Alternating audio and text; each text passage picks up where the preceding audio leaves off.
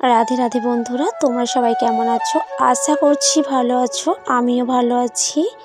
आमार JP blog चैनेले तोमादेर अनेक अनेक स्वागत। तो प्रथमेई बोली आमी एसेछि बापेर बाड़ी। आर एखाने देखो माने बाबा माठे बेरिये एसे बाड़ी करेछे और एकदम बाड़ीर उठाने देखो कतटा परिमाण सब्जी लागानो हयेछे, माने एकदम उठाने। तो যাই হোক বন্ধুরা, যখন ফুলের সময় মানে ফুলটা আমাদের প্রয়োজন ছিল তখন কিন্তু ফুলটা ফোটেনি, মানে মূলা ফুল খুব সুন্দরভাবে ফুটেছে। তো মকর সংক্রান্তিতে এই ফুলটা কিন্তু প্রত্যেকটা মানে সনাতন ধর্মী যে আমরা মানুষ প্রত্যেকটা বাড়িতে কিন্তু এই মকর সংক্রান্তির দিনে এই ফুলটার অত্যন্ত প্রয়োজন লাগে।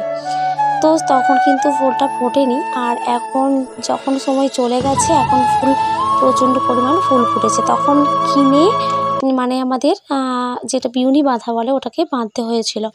তো যাই হোক বন্ধুরা, আমাদের সময় তো আর কিছু হবে না, সব কিছুর একটা সময় ঈশ্বর নির্ধারণ করেছে, সেই মতো আমাদের সবাইকে চলতে হবে।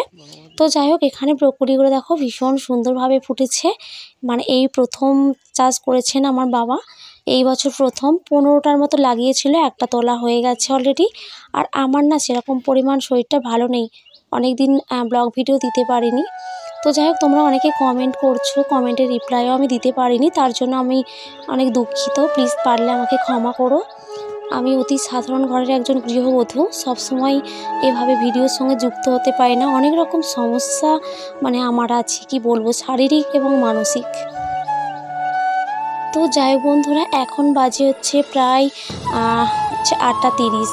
তো বাবার বাড়ির যে বাগান ছিল ওটা তোমাদের দেখানো হয়ে গেছে। তারপর আমি এসেছি দেখো মানে বাবাদেরই মাঠের খালপাড়ে যে জ্বালানিগুলো আমরা প্রত্যেক বছরই সংগ্রহ করে বাড়ি নিয়ে যাই, কারণ যেহেতু আমরা সাধারণ গরিব পরিবারের মানে গৃহবধূ, তো জ্বালানি কিনে আমাদের কিন্তু ব্যবহার করার মতো ক্ষমতা নেই। তো আমরা কি করি যে মানে আমাদের যে বাবাদের জমি আছে, আমাদের নিজস্ব কোনো জমি নেই, তো বাবাদের জমিতে এসে যেগুলো আগাছা বা বন গাছ, সেগুলো আমি প্রত্যেক বছরই আমি আমার হাজব্যান্ড এসে কেটে নিয়ে যাই। আর এগুলো আমরা বাড়িতে নিয়ে গিয়ে শুকিয়ে জ্বালানি হিসাবে ব্যবহার করি। তো যাই হোক, গাছ কাটা কিন্তু অপরাধমূলক একটা কাজ, কিন্তু বন্ধুরা আবার এইগুলো জ্বালানি ছাড়া আমরা কিন্তু বাঁচতে পারবো না। মানে ভেবে দেখো, একটি গাছ একটি প্রাণ, আমরা সবাই জানি, কিন্তু এটাও আমরা জানি যে আগেকার দিনে কিন্তু গ্যাস বা অন্যান্য স্টোভ এসব কিছুই ছিল না। তো তখন কিন্তু জ্বালানি হিসাবে এই সমস্ত জিনিসই ব্যবহার করা হতো। তো সেই উপলক্ষে আমি এখন আপাতত বাবার বাড়িতে যে মানে এসেছি, ওখান থেকেই এসেছি, কিছুটা পরিমাণ জ্বালানি আমি কেটে নেব। আর তোমরা কম বেশি সবাই জানো যে আমি একই গ্রামে মানে লাভ ম্যারেজ, আমার বিয়ে করেছি আমি লাভ ম্যারেজ করে। তো একই গ্রামে আমি বাস করি, আমার বাবার বাড়ি প্লাস আমার বাড়ি কিছুটা পরিমাণ দূরে। তো যাই হোক, ওখানে খাওয়া দাওয়া করবো। আর তোমাদের দাদাভাই বললো মানে আমি এসেছি শুধুমাত্র ওর জন্য, আমি সেরকম কিছুই করতে পারবো না, তবু আশা দেখো একা এতটুকু দূরে আসবে, তো সেজন্য আমার আশা। তো শরীরটা সেরকম ভালো নেই, মানে আমার যে অপারেশানটা হয়েছিল গল ব্লাডার স্টোন অপারেশান, তারপর থেকে আমি প্রচণ্ড পরিমাণ দুর্বল, মানে আমি সেরকমভাবে আমার কোনো মানে ক্ষমতা নেই কাজ করার জন্য। তো যাই হোক, এখানে দেখো খালে কিছুটা পরিমাণ জল, আর এরকম উইন্টার সিজনে কিন্তু পুকুর ডোবা খাল বিল কিন্তু অলরেডি শুকিয়ে যায়, আর এই খালও কিন্তু শুকিয়ে গেছে। খালের যে এই পাড়টা আমরা দাঁড়িয়ে আছি এটা হচ্ছে মনিরামপুর, আর খালের ওই পাড়টা হচ্ছে নাওদা গ্রাম। তো যাই হোক বন্ধুরা, খালের জল কিন্তু একদম শুকিয়ে গেছে, জলটা কিন্তু একদম কাঁচের মতো সচ্ছল, মানে মুখ পর্যন্ত দেখা যাবে, এতটা সুন্দর। তো ফাইনালি তোমরা কয়েকজন কমেন্ট করেছো, তারই রিপ্লাই দিতে এসেছি। অনেকটা পরিমাণ দেরি হয়ে গেল, আমি আগেই ক্ষমা চেয়ে নিয়েছি, কিছু মনে করো না। আর প্রথমেই বলি, তোমরা সাবস্ক্রাইব এবং হচ্ছে ভিডিও পুরো দেখার জন্য তোমাদের অনেক অনেক ধন্যবাদ বন্ধুরা। আমি ততটাও শিক্ষিত নয় বন্ধুরা, তো যাই হোক, আমি ততটাও শিক্ষিত নয়, যেমনভাবে পারবো সেইভাবেই তোমাদের কমেন্টের রিপ্লাই দিচ্ছি। তো কাবেরী, তুমি বলেছো যে কোথায় কাজটা পাবো দিদিভাই, বলবে, আমার খুব কাজের দরকার। তো সত্যি কথা বলতে এই কাজ আমরা দত্তপুকুর থেকে পেয়েছি, তো আমরা কিন্তু সরাসরি কাজটা আনতে পারিনি, মানে আমাদের একজন দাদাভাই এনে দিয়েছে। তুমি যদি চাও আমি তার সঙ্গে কথা বলিয়ে দিতে পারি। তো যাই হোক, এটা দত্তপুকুর থেকে আমি এনেছি। তো বন্ধু এভাবে পাশে থেকে ছোট্ট দিদিটা মানে দিদির সাথে থেকে ভিডিওগুলো দেখো প্লিজ, পাশে থেকো। তোমাদের ভালোবাসায় আমি অনেকটা এগিয়ে গেছি শুধুমাত্র তোমাদের জন্য। তো আরেকজন কমেন্ট করেছো বর্ষা টুসি, ঠিক আছে। তো দিদিভাই এটা বাড়িতে দেবে না? তো শাড়ির কাজের একটা ভিডিও দেখেছো। তো বন্ধু প্রথমেই বলি, এই ভিডিওটা প্রায় 1 থেকে 1.5 বছর আগের ভিডিও। এখন আর এই কাজ আমাদের গ্রামে দিচ্ছেন না। তার কারণ একটাই, মানে যে দাদাভাই এই শাড়ির কাজ দিত প্রথমে আমাদের পেমেন্ট ঠিকঠাকভাবে দিচ্ছিল। তো এখন কিন্তু সেই দাদাভাই মাঝখানটা কিন্তু ভীষণভাবে খারাপ ব্যবহার করলো। টাকা সবাইকে দিল না, কাজ করিয়ে নিয়েছে কিন্তু টাকা একদম দিল না।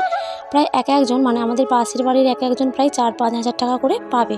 সেই দাদাভাই আর আসলো না, ফোন পর্যন্ত তুলছে না। তো আমি নিজে সমস্যায় পড়েছি, কিভাবে তোমাকে সমস্যায় ফেলবো বলো। তো যাই হোক বন্ধু, এই কাজ আর এখন হচ্ছে না। সে দাদাভাই আর এখন মানে আমাদের পাড়াতে কেন কেউ আর তাকে মানে দেখেইনি, এরকম একটা ব্যাপার। তো আমরা ঠকে গেছি। আমরা চাই না যে আরও কেউ ঠকুক এইভাবে কষ্ট করে, মানে তার পারিশ্রমিক না পাক, এটা আমি চাই না। আর এখন এই কাজও হচ্ছে না। তো শুধুমাত্র পরিশ্রম করলে হবে না, মানুষটা কীরকম তার বিষয়ে জানাটা দরকার। আমরা না জেনেই কাজটা করেছিলাম, আর এখন আমরা ঠকেছি। আমিও পেতাম, মানে আমিও যখন কাজ করতাম তখন পেতাম প্রায় 2 থেকে 3 হাজার টাকার মতো আমিও পেতাম। আমিও টাকাটা পেলাম না। তো যাই হোক, মানে হাঁপিয়ে যাচ্ছি, বুঝতেই পারছো। শরীরটা যেহেতু ভীষণ খারাপ, অনেক দিন আমি প্রায় ব্লগ দিতে পারিনি। কিন্তু তোমাদের এই কমেন্টগুলো দেখে মনে পড়লো যে আমার বন্ধুদের জন্য এই কমেন্টের রিপ্লাইগুলো দেওয়াটা দরকার। সেই জন্যই আমি কমেন্টের রিপ্লাই দিতে এসেছি।